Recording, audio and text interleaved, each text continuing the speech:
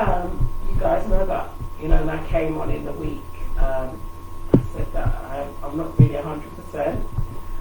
My voice is really not right, but I'm here for you guys, and we're still going to do the show. So maybe I might be a little bit quiet tonight, but it doesn't mean to say we're not going to have a banging show. So yeah, welcome. Say hello to the girls. Girls, say hey. Hey. Hope everyone's good. Just remind everyone of your names again, please. So I'm Elisha. And I'm Michelle. And I'm Marjorie, for those who don't know. But we are the Abundance of Love Table Talk. And we're going to be coming on for the next 3 weeks. And we're going to be discussing various different topics. And we want you lot to join in. We want you lot to make comments. Next week, we're going to have the phone lines, which you guys are going to be ringing in and, just feedback and, joining in with us. But tonight, I want you guys to text. Just text in, this is what we're saying, and just do some inputs. Just, say how you feel. Get involved. Get involved. That's the word. Get involved. Yes, man. And, we're going to be on for about an hour. A little bit under an hour, just about an hour tonight, depending on how much comments and stuff that we get. So, we're just going to be kicking off now. And tonight, we're talking about racism. It's kind of like a big subject, but we're going to be dissecting it. We're not going to make it too big, but there's other weeks that we can still continue this, so we can talk about it further.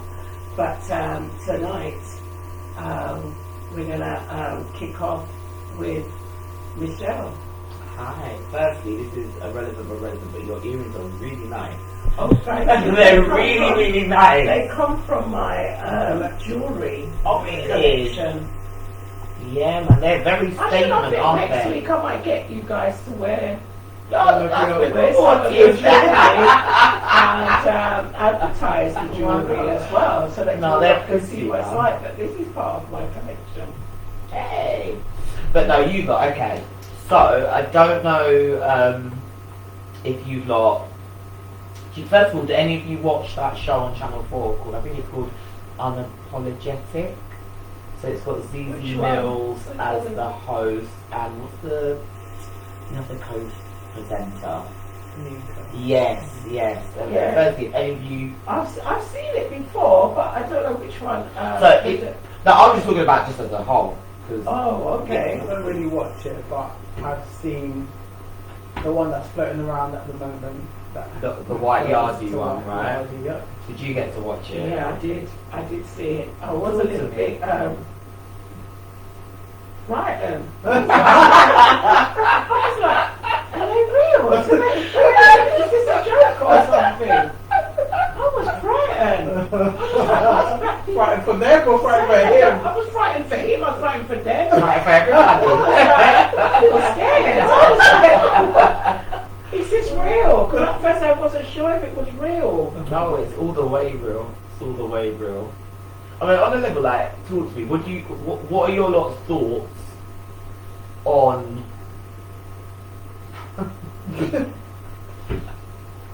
Oh, what? I'm so sorry. Say It was the a words. piece of it. Like, Say the words. I'm really embarrassed, Yeah. I tell you why I'm embarrassed, because obviously Channel 4 are big for like inclusion in it and diversity and the form we've thrown the black people as show. So there you go, there's your representation. I don't want that representation. That is not my representation. Like that. I'm really embarrassed. I feel really embarrassed. I was scared. Yeah, I mean, let's talk about the line of questioning. Let's talk about that. What were your thoughts on that? Well, even regardless of colour now or anything, just the way in which the questioning came across just seemed very, I don't even know the word to use. But Nenge. for me, no guest should look uncomfortable. I mean, well, I suppose I've heard now that apparently he was aware of the questioning and stuff like that. But things should always be left neatly, and I just felt, and even I've heard things that, you know, they're all friends, they will talk and stuff like that, but even a comment made at the end, it wasn't neat, it was very embarrassing, as you said, it just, yeah, I didn't like it. I wasn't impressed, to be quite honest. Even the young man said, when did you decide that you were the Jamaican? I said, oh, turn the thing off. That's what I was like. I was like, what? Yeah. I mean, I could understand it if it was maybe a white person really had said that, but for a black person to say that, I was frightened. I was like, oh, is this real or is this a joke? I still couldn't get my head around it until I started seeing it popping up and we started talking about it. And I thought, oh my God, it was real. What was really worrying too is that they actually defended their actions on that show, that saying, you know, like they were in the right. And I'm just thinking, so many people have come to you and basically said it wasn't right. You know, there was so much ignorance in that show on that day. Like, no background knowledge was done, no trying to learn about the difference between race and colorism and all these sort of nationality. Nothing was that. It was just like, we're just going to ask him. That would have been Basically, a great platform to be able to educate and you know what I mean, and instead it became a circus. That's how it I seemed. like, it was almost like saying to him, like, when did you think you were black? That's what it seemed like that he was trying to be saying. And number one, because he claimed he knows he's not black. He looks at himself every day in the mirror. And he knows he's not black. You know what I mean? It was just on. But let's move away from that. I don't I I wanted to have a too rough much, idea of where you lot were at with that. But in regards to, like, obviously I'm born. We're all born in the UK. Yeah. So I guess Black British or Black Caribbean. Surely we've all experienced some form of racism throughout points of our life. I have. I definitely experienced it as a child. How early are we To talking? school in the 60s. Okay. And I remember there was only about 4 or 5 of us black children in the whole school. Right. And they used to circle us, the children used to circle us, all the black children, circle us. We all stuck together because, you know, we were different, we knew we were different, and so at playtime we played together with each other and all that. And they would circle us, and then they would sing this song, which as a 5-year-old, I don't know what the song is, and the song was nigga nigga pull the trigger bang bang bang.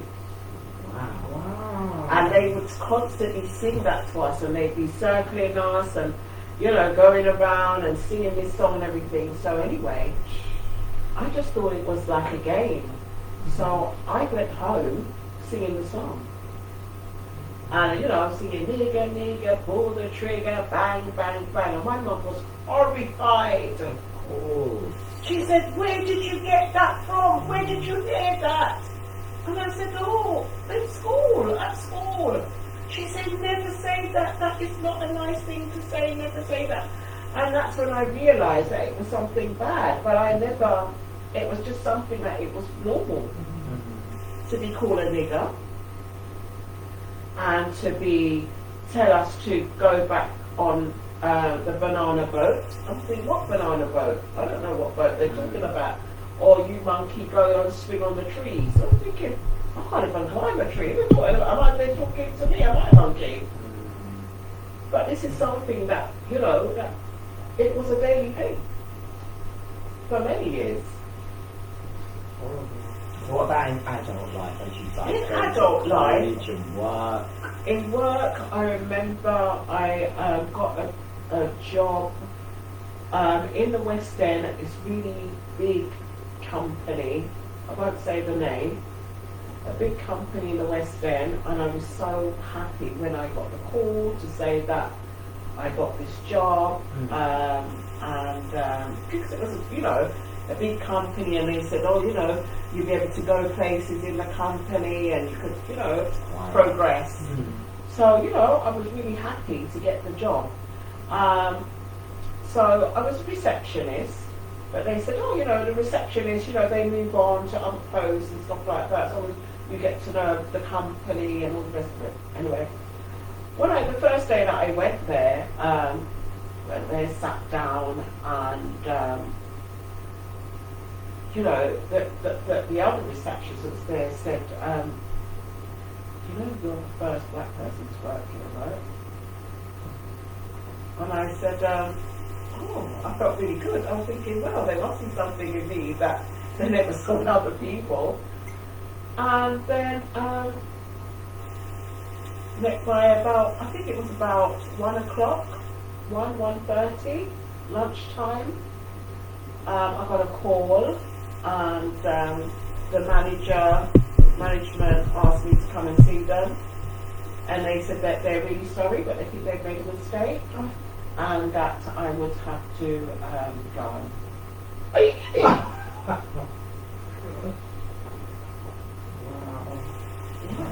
How old were you roughly around this time? Those times I think I was about 18.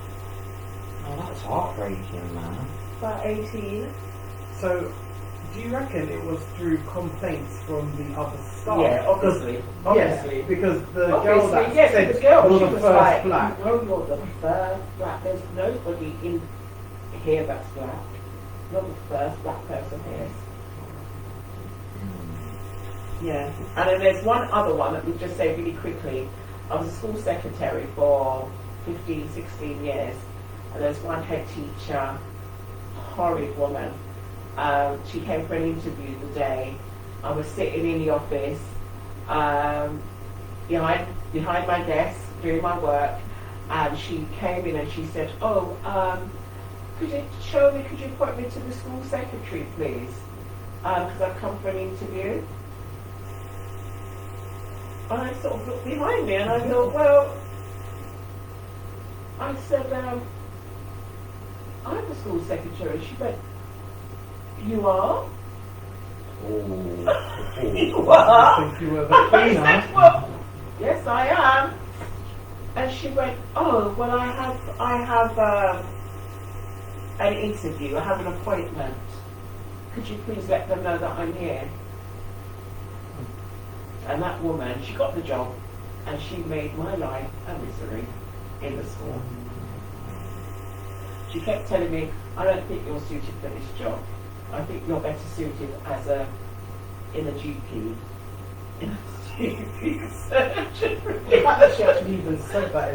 Yeah, she said that. And I recorded her, and I played it back to her, and I said, I'm going to take this further. And then she left. Yeah, but yeah. What about you, Lish? With me, I think there was a time as a child, but I was trying to remember the story fully. I can't remember it fully, but I just remember these kids. I was outside playing in front of my grand, and I remember these kids coming, and I can't remember what exactly they said, but the boy spat at me, and I just remember grabbing him, like my and yeah, but my I feel like my gran and my uncle went to the child's house or the parent's house to like tell them what they had said, and I remember they had loads of dogs in their front yard, so it was sort of like, I don't know, dysfunctional family.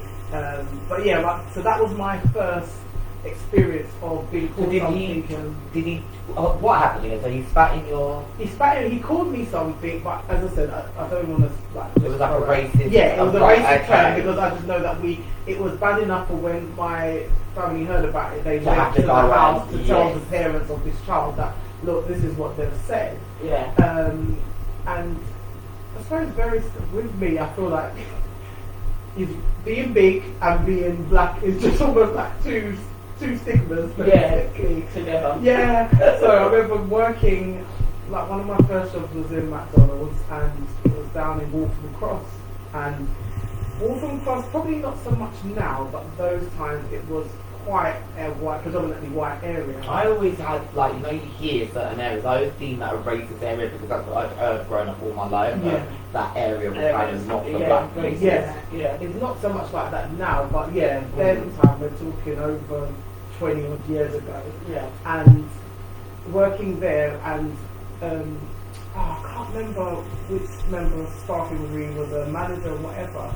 But to be fair, he was just inappropriate in general because he'd make references to my breast. He would, and make references to my colour and stuff. And Really? Yeah.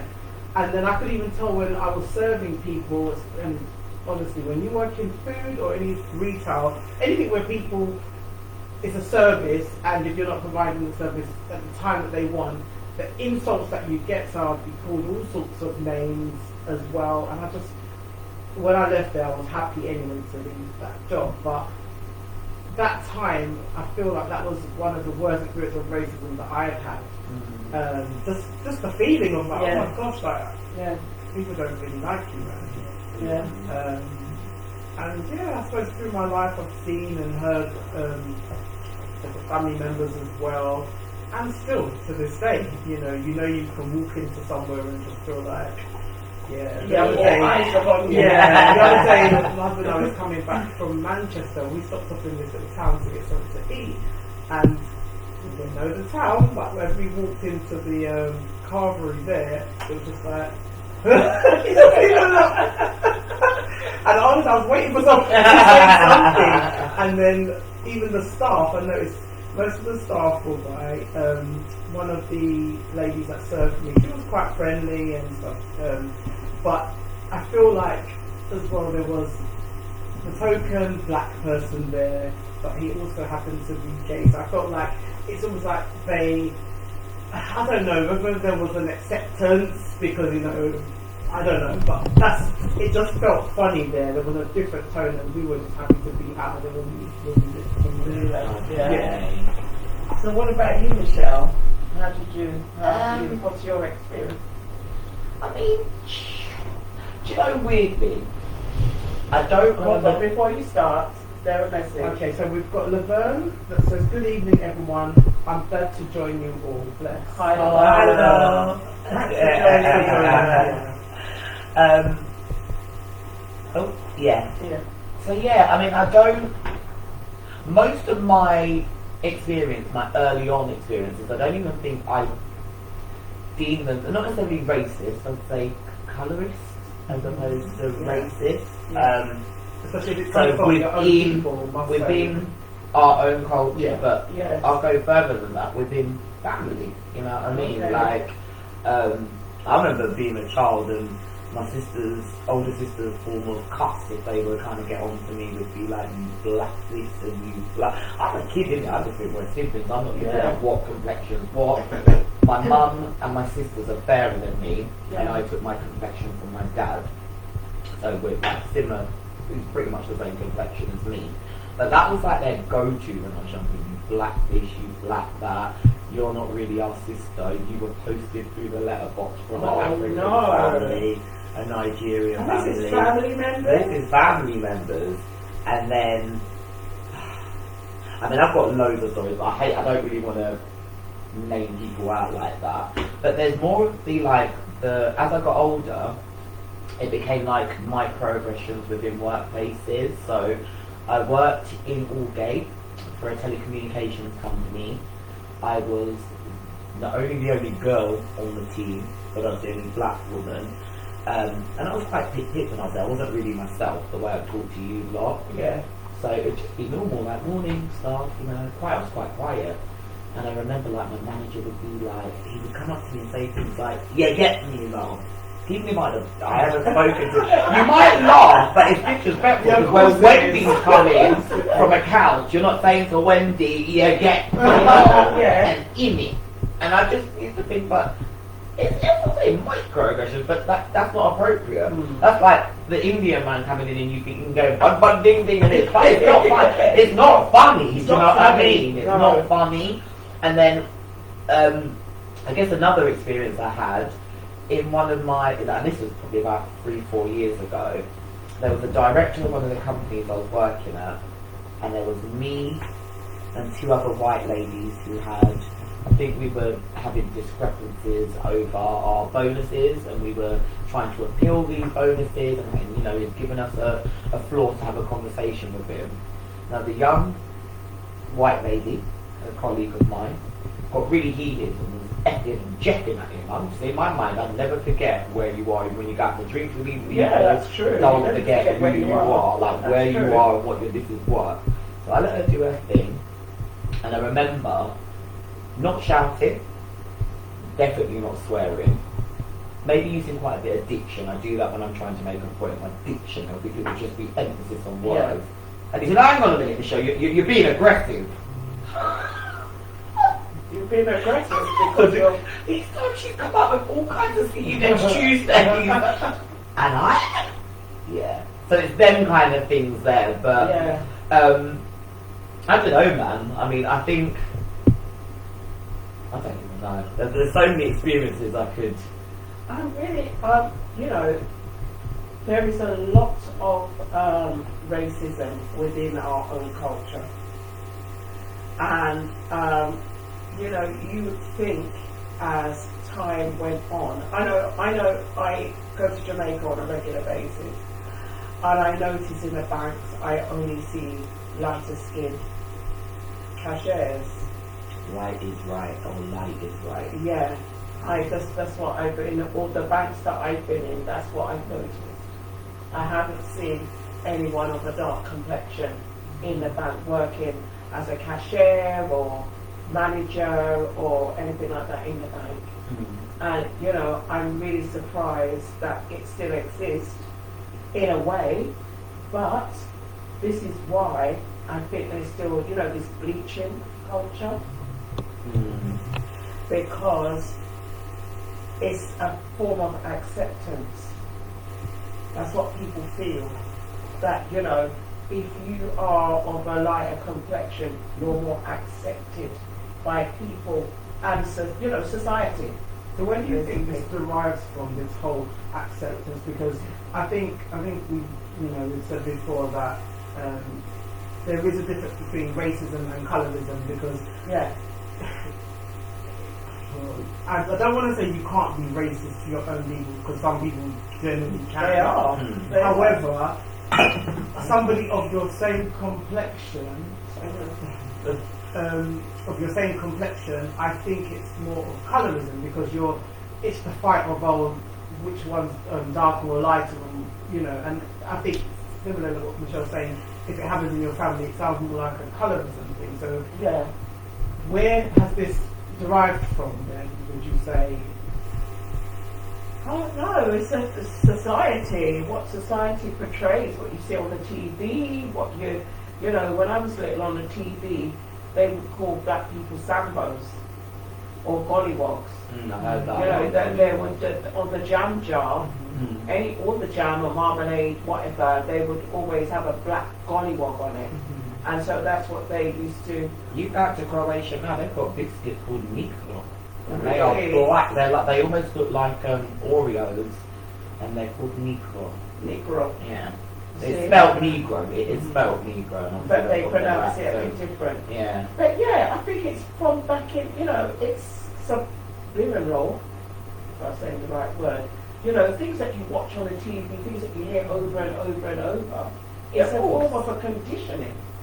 So when you say where did it come from, it's come from what you watch, what you see. You've got childhood programs, so you've got things like Sister. I mean, by the time they brought out Moesha, I was gassed that there was somebody who looked more like me. Yeah. But it would be the fair skin girl, Yes. the tall long hair, long hair. you know what I mean? And, Yeah, and you know, and then as you get older as well, and you may have friends that are fairer than you, start to notice the difference. Who the boys are going to first. They're going. It's just how it was. That's how you it know? was. That's how it was. But talking about the hair and stuff like that, all three of us have got this long hair on. And although it's we bought it, it's our hair, but it's really not a representative of our culture, really. But this is what we feel comfortable with, so this is what we wear. Well, I wouldn't say comfortable in my terms, because if you probably look at all the other podcasts, my hair has been either naturally or plaited. Yeah. I just felt like a change. Yeah. So, yeah, I bet you feel comfortable. I feel comfortable. Yeah, but she'll be equally as comfortable with In her my braids. in my and her braids, hair. in my hair. Braids as well. My husband wants me to lock my hair. Like, if I Zoop, if zoop, I went over yes. there and was like, yeah, I'm locked in, like, he's And you the look like happiest a man child. alive. And you're not Eventually, I had to go on a whole journey where I used to continuously wear these big foot glue them, and I have damaged the I had Hair damaged the hair Yeah. follicles. According to everything I'd read, that hair was never going to come back. There it comes back. So I've just been doing a lot of like I only put natural stuff.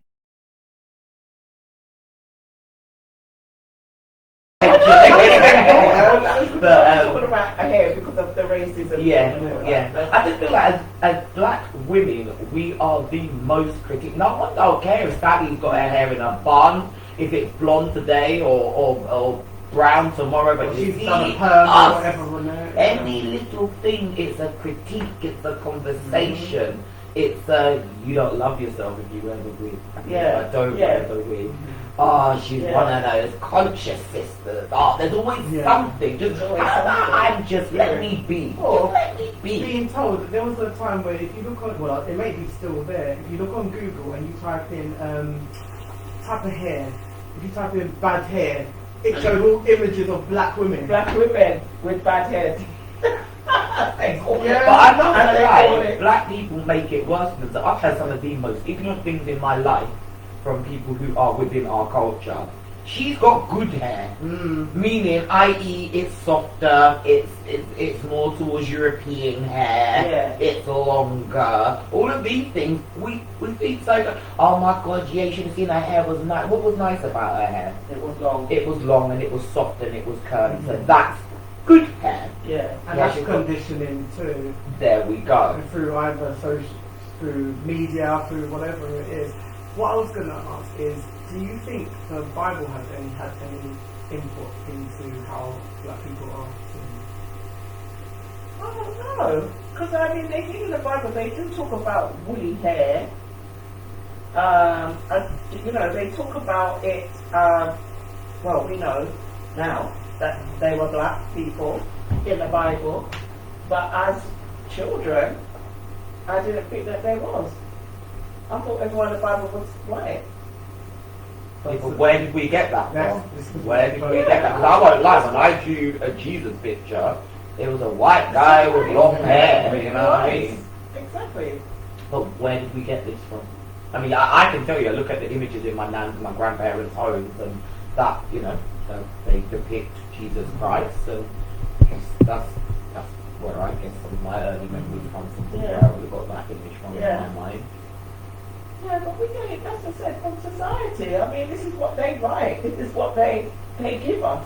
This is the Give information us, that and they I think give that's us. the key. And I think this is the issue I've had. I think even when I mentioned on the first podcast we've done, through lockdown and through doing a lot of more research, and it's just really trying to look at the whitewash. So much of our history. So much, pretty much everything. Yeah. Pretty much everything. And even the way in which we see ourselves or see what is acceptable, because you know we're talking of colorism in the black community, but the same happens in the Indian community, the same happens in the Asian community. Exactly. The lighter you are, Yeah, the better the you better Better, you are. because I didn't even realize that Indian, Asian people, they bleach as well. Yes! Yeah, Yeah. They bleach. Yes. Because that you're deemed more attractive the fairer because you they are. have a class, don't they? Yes, They have a class thing, system. yeah. Because there are some quite darker Indian people, so we've got the Sri Lankans. Yeah, I was just about to say quite that. dark, beautiful Very, skin very, complexion. very But beautiful skin, yeah. in End up certain hating cultures, themselves yeah, though, because of society. I tell you something, I went into a hair shop, this is years ago, it was about maybe 5-6 years ago. I went into a black hair shop in Edna and Green with my fair skinned friend. And the pasty little shit, sorry, excuse my language, the pasty little man that worked there, beep, came in my ear. So my brethren's on his side and we're walking down the aisle and he came in my ear and showed me the tree. I said hard and I got loud and then he said, shut So now you know what you said was disrespectful. He knows. know. But also, it's probably some toxic product that will probably kill you anyway.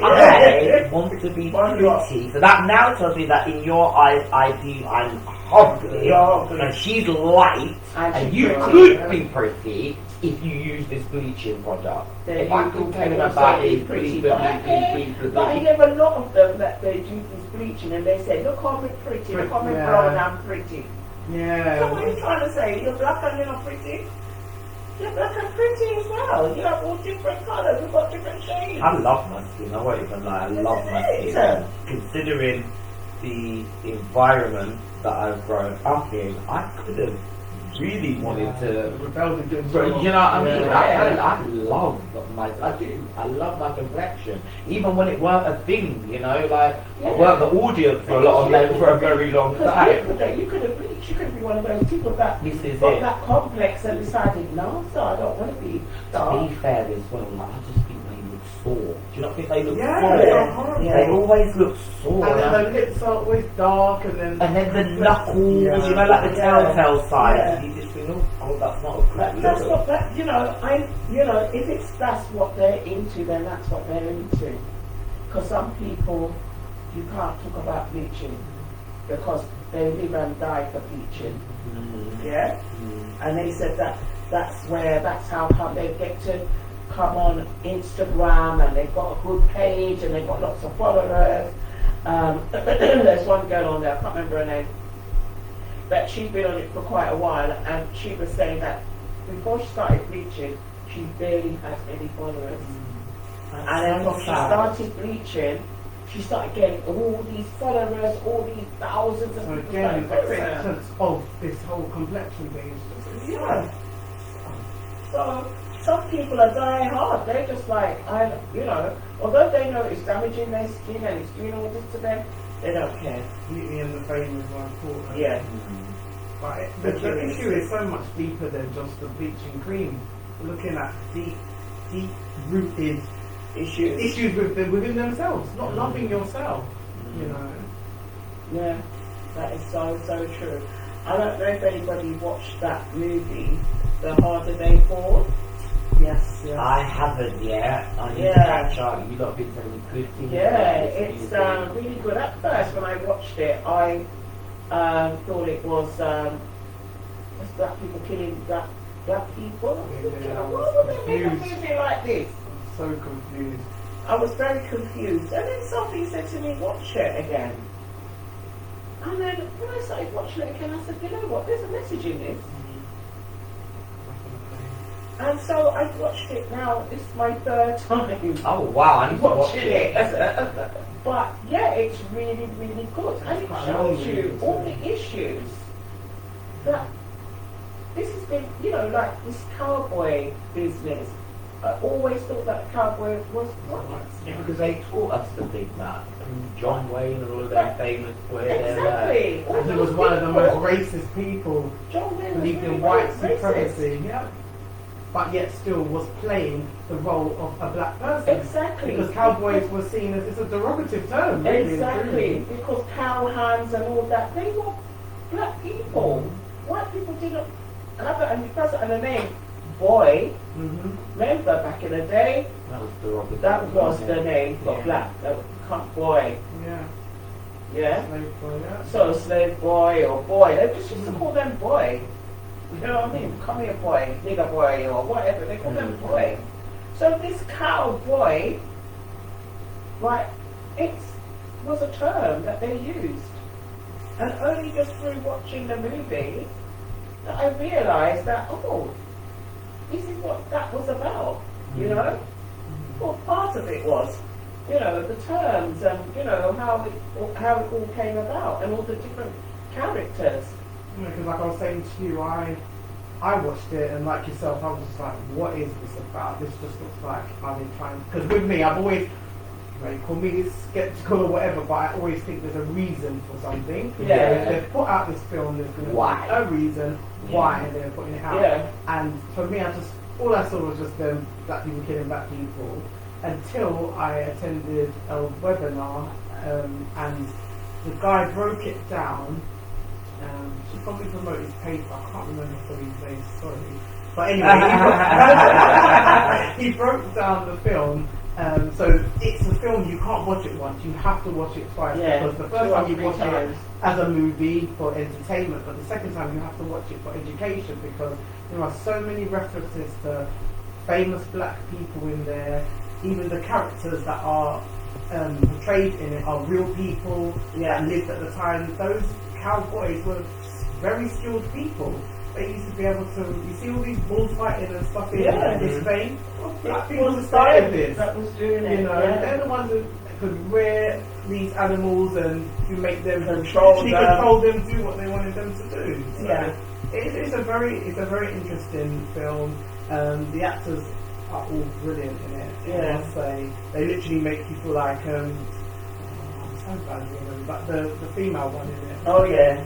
I can't remember, but I'm not good with it. It actually felt like you just almost like, oh, she's mean, like you don't want to meet her. However, she's portraying somebody who was like that. Yeah, it's a fictional movie, but mixing all the characters together.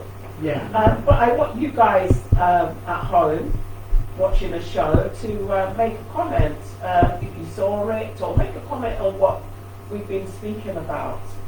Experiences and your experiences as well. As I said, next week we will have the phone line, so it might be a little bit easier to speak. But tonight you can text. You can text in and let us know, your experience and what you feel about what we're talking about tonight. I can't talk too much, my voice is going again. Bless you. But we just want to hear from you guys. So I'm so sorry, but I am so tired. I'm here, but I can feel my eyes doing that. So do forgive me if I look a bit mashed up. We had a late one. We're young girls again. We're really not. We were painting the town red. But we actually went, which is relevant in the fact that we went to see the White Yardie and these came from Wahala.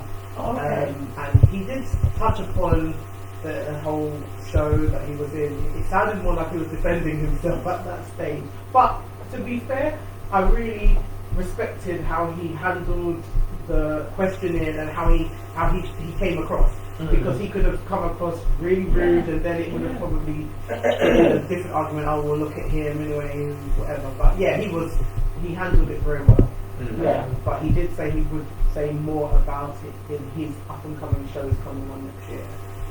Right. So he want to do a documentary or something. He was saying he wants to make a documentary. I think that would be a great idea.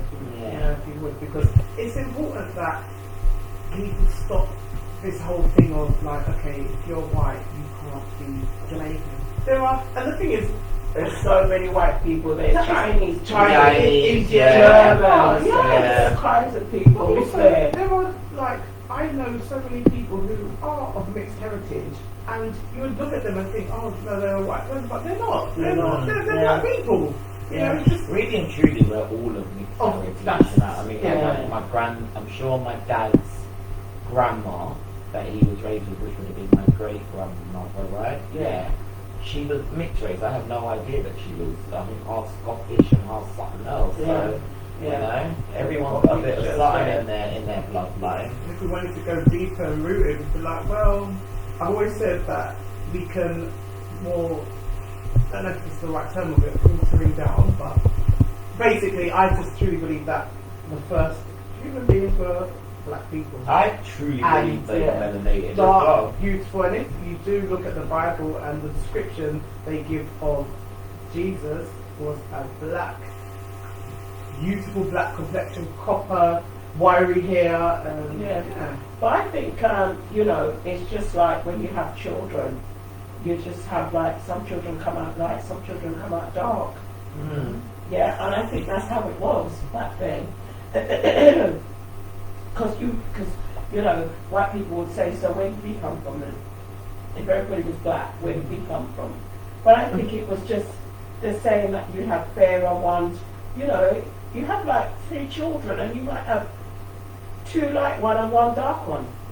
No, but that's different to lighter complexions. Is different. I think over the years and moving to different parts of the world and stuff like that, you know, because people that live in some places in Africa, some people are very, very dark. Yeah. Yeah. And you have some people that live in the same place and they're quite light. No, but I'm not naive about complexion. Yeah. We're talking about a whole different DNA. Yeah, I know. Makeup and that. I don't feel like they come from. If everybody was black, then how? How does the DNA change? Well, I'm not equipped for that because I haven't done that much research. But I tell you why I stand firm in the fact that I believe that melanated people are the first of this to inhabit this world that we live in today. Everything about us by design is made for planet Earth. You see how our hair coils up and points to the sun? You see how we have the ability to stay in them. If you are meant for an environment, the thing that gives energy to all living organisms should be an enemy to you. Right. When I go out in the sky, I'm charging, you know, and my body is being charged by the giver of energy to all living organisms. For me, how can that, if that's a problem to you, you weren't meant to be, and I'm not being disrespectful, but I don't think you're not designed for the purpose of being on the planet. Does that make sense? Yeah, it makes sense, but then there's a lot of people who's going to disagree with that. Okay, they can do, but I'm just letting people know how my logic gets there. I just feel like everything about me, my melanin, everything is designed for this habitat. And so I feel like there you go, you've got what you need now. Thrive, like you are right now. But if it's the most powerful thing, I mean, if you can name me something more powerful than the sun, that would be amazing. I'll wait all day. But if that is an enemy to you, then I'm questioning. Yeah. Does that make sense? We're talking about the beginning of time now. We're not talking about today. We're talking about the beginning of time. You've got to. So, I'm a bit confused with this, but it says Jenny Starr, Patricia White. That says so Jenny Starr is somebody that. Yeah, I understand that. But Patricia White, do we know who that is? Patricia White. Okay, maybe Jenny Starr, you can maybe you need to elaborate more on that. We don't know who Patricia White is. And she just says greetings, Queen. Hey, Jenny. Hey, Jenny Starr. How you doing, honey? Could you elaborate on that, please? What was it, Patricia White? I thought maybe there's that. Oh no, do you know anything about Patricia White? I don't think I have the name. No. You need to educate us, honey. Give us some education. So I don't know who that is. Obviously, it must be someone significant. Something significant. But this is why we ask you guys to comment and teach us. Give us some teachings. Do you think there's any way that we can, us as a, because I can't talk for the wider community, but maybe us within ourselves, better this whole racism situation, educate people? Is there anything we can... Each one teach one, and not perpetuate some of the things that have been in our community for so long that it almost becomes second nature, that you don't think about it. Even I hear the young ones today ask you light in all these languages, and again the light is meant to be something positive and beautiful, and I don't know, like kind of nipping them things in the bud. Like if I hear my nieces talking, I'll be quick to say, what do you mean? Now let's rephrase how you want to say that sentence. I'm just kind of making them understand why we shouldn't be using those words. Those what words, that means, the impact of it. I think of my son, I think of the things that you've experienced and heard. How would he turn out if he heard those things? Would he be more on the line of, you know what, maybe I don't want to have a black woman in my life, you know, because look, it's not deemed as being beautiful, even though my mother is a black woman, but you know.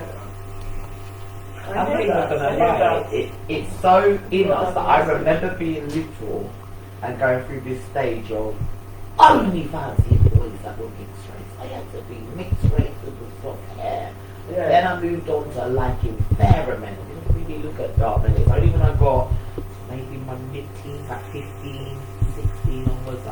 to appreciate. Yeah. Fine specimen of a dark melody. Yeah. But before that, and again, that would go back to the things I was watching and the kids I was playing with. And what But I loved the Victorious what they Boy were when I was calling a you, kid. probably what they were saying to you. They called you, think, oh no, I don't want to, you I know. didn't even think about it like that. Yeah. That. Yeah, it's probably what you went through as a child, and you know, they calling you names and stuff like that, and you think, no, well, I'm not going to be with somebody like that. But getting older and, you know, probably understanding a bit more. Yeah. It's just Jenny Star was just clarifying that Patricia White is her friend, and she was just tagging her. So hi, Patricia White. You're famous now. Patricia says, good evening, ladies. Hey! I thought it was somebody in the beach. I was thinking, oh, this is an African. Yeah. So you were saying, what could we do to? Yeah, I'm just throwing it out as a question, because with me, I'm always about solution. That's just me. So I'm like, okay. Starting from early, we can start with our because children. for me, with my son, I'm always telling him how he's beautiful. I'm always telling her that. He's very similar complexion to Michelle. And I think they're complexion. They glow, you know. So, I'm just encouraging the children, just to, and regardless of whatever race they are, just to appreciate themselves. Who they are and the skin that they are in. Yeah, appreciate themselves and love themselves, because they've got enough hate going on outside. So at least we can, and I suppose it's to all parents, just encourage your child that, you know, don't be telling them, oh, your nose too big or you're different. All of these ignorant things and it's all negative. Yes. Yeah, you have to negative. And then you've got, I remember being little as well, and I was obsessed with Barbie. And how many different white little Barbie dolls, I don't even know how many one little child could have, but I loved it. I loved the long hair. Yeah. But what in my mind, and then I went through the stage of putting the t-shirts on my hair, so this is before I knew about weaves and things like that. T-shirts, and pretending it was my hair. Like towels and stuff like that. All that does for me, when I think about those things and their fond memories, it just makes me think about how I'd like to do things differently with my children, so making sure they've got dollies that look like them, making sure that they are taking enough or seeing enough representation of themselves, because that's where all of that would have come from, putting the t-shirt on my hair and these dollies that I'm seeing, they don't look like me, and this might be a way to look for them. And it's easier to do that now, because there are more toys that represent black children. Back then, there really weren't. There wasn't any. I mean, I got a black dolly when I was, I think I was about 8. I think I got one when I was about 8. Yeah, It was a dolly, not a Barbie. But it wasn't,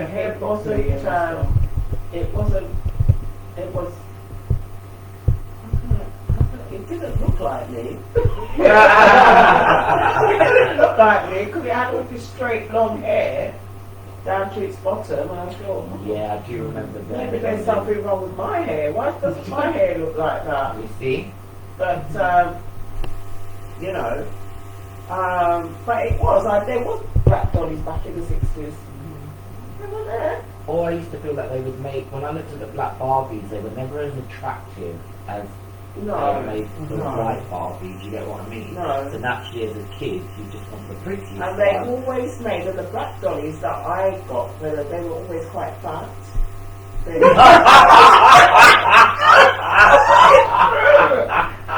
had some big legs, some big legs, and their face was really quite big, whereas the Barbie was right chiseled, didn't it? She had a high cheekbone and everything, and the eyebrows were all like and the black dolly was like this.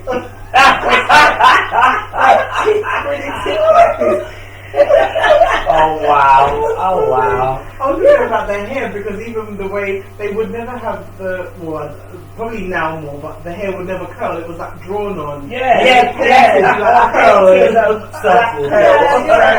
Or something. Did you not notice that they were fat? No, I can't say I I did. don't feel I had many black dolls, if I'm honest. Oh, yes. I only had one, and then maybe a Barbie. I've got a couple, but they were all fat ones. No, mine, I can't co-sign. My mum was called Ken. The only thing I will say, it was called a Kenya doll, and I begged my dad for it for Christmas. I must have been about 6. But again, it had long hair. Long hair, really long hair, shiny black hair, And it was called, oh my god, and it was called Ethnic Baby. So that you had I'm mixing them up. Do you remember My Baby Board? My Baby Board, and you could feed it and and then there was a black one and it was called Ethnic Baby Board. That was the description, because you could either get a white one or a... Yeah, on the Kenya one, it was called a Kenya dolly. That one was just a I remember dolly. the Kenya dolly. I remember that. It was big. It was probably about that high, but it wasn't meant to be a baby. It wasn't a baby. No, it was a she had like a little African print dress on. Yeah. Which I think that's why my dad co-signed it. Like, yes, can't have it. It was 30, 40 pounds for it, a rip-off. I remember seeing them Kenya dolls, Okay, so Patricia White says, I love this type of conversation. We as black women need to uplift and embrace each other. I will be sharing this platform. Thank you. Thank you. Thank you so much. Thank you for your support. We appreciate that. It's good to hear that. We need to support each other more. Yeah, a lot more. So, yeah. So please like and share. Share it so that other people can see. We're going to be on every week for the next. We've got another 2 weeks. Oh, okay. Yeah. Yeah. We're going to be on not every single week. And we're going to be on for the next 2 weeks, and then we're probably going to try and sneak in another show before the beginning of January. Maybe not a Sunday, or maybe like a midweek.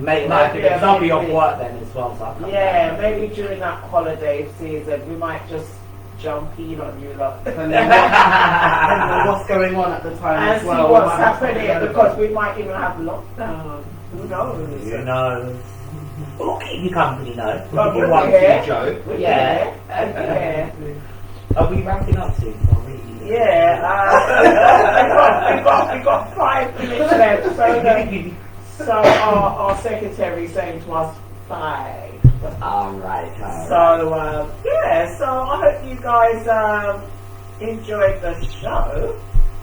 We're just going to give you guys about another 2 minutes. Let's give them 2 more minutes. Everybody wants to say anything out there, the public, want to say anything about what we've spoken about tonight, something really quick so we can discuss it quickly.